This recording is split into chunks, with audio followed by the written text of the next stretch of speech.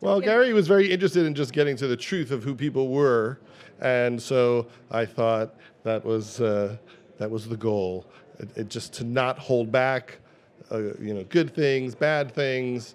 Luckily, when I read all his diaries, I found that he was an even better person than I already thought that he was. Well, now it's a new phase because I'm working on a scrapbook that we're going to put out next year, but it's going to be sad when I don't have a reason to be immersed in his world.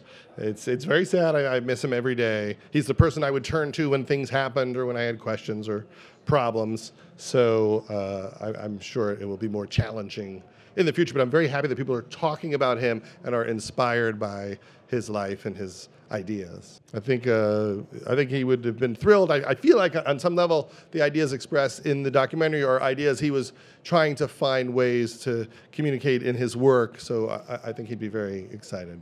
Well, I wrote on the Emmy Awards a couple of times for Garry, and one year he really reinvented the Emmys and did a lot of experimental comedy and behind-the-scenes sketches and approached it in a completely new way.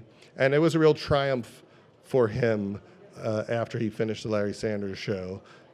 He took it very seriously, as if it was the most important thing in the world. It was very exciting to be around him when he was in that mode to try to do something that had never been done before. I think stand-ups are a very unique breed of people, but I think they're usually trying to discover who they are through their work.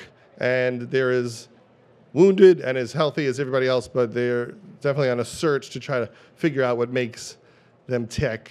And I think that's why people like stand-up comedy, because they're having a discussion that we all kind of want to have about ourselves but might be afraid to. Well, I'm sure we'll do it again.